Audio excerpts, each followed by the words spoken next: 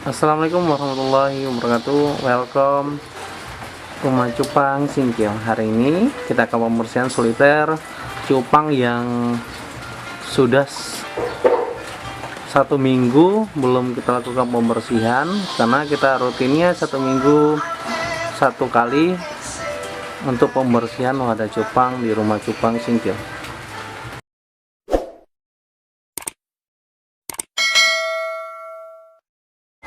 Oke rekan, ini wadah-wadah yang akan kita lakukan pembersihan sudah 1 minggu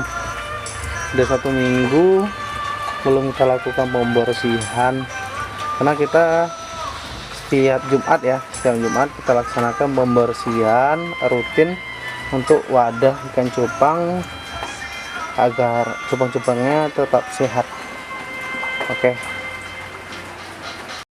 Oke rekan, kita dalam pengisian air pada ikan cupang kita menggunakan campuran garam.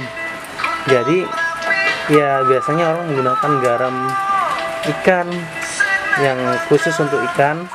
Jadi kita di Rumah Ikan Cupang Singkil hanya menggunakan garam dapur.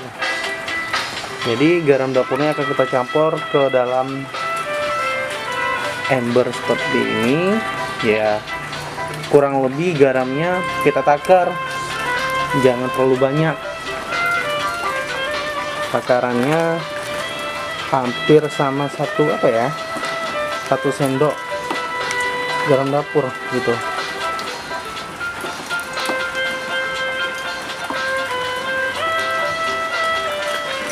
Takarannya seperti ini ya rekan ya, nggak terlalu banyak. Kita menggunakan garam dapur untuk campuran pada air ikan cupang.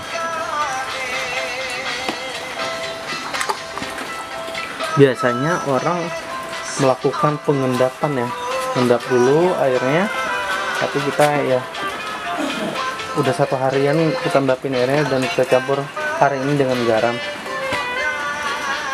Wadah yang akan kita lakukan pembersihan. Jadi coba rekan perhatikan, rata-rata 1 minggu kondisi seperti ini, kotoran ikannya mengendap di bawah. Jadi biar ikan-ikannya pada sehat, kita harus lakukan pembersihan paling tidak 1 minggu 1 kali. Oke rekan, setelah air dan ikannya kita masukkan ke dalam wadah, selanjutnya kita akan memasukkan daun ketapang ya. Daun ketapangnya sudah kita gunting-gunting ya.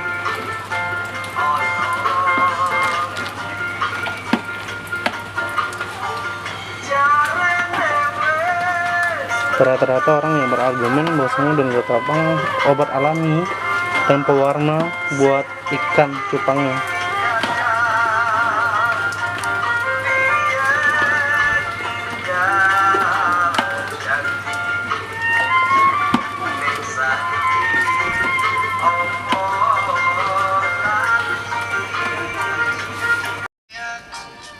Alhamdulillah, kegiatan kita pembersihan wadah cupang telah usai. Jangan lupa kepada rekan-rekan untuk tetap memantau dan menyaksikan kegiatan Rumah Cupang Singkil. Jangan lupa like, komen, dan subscribe.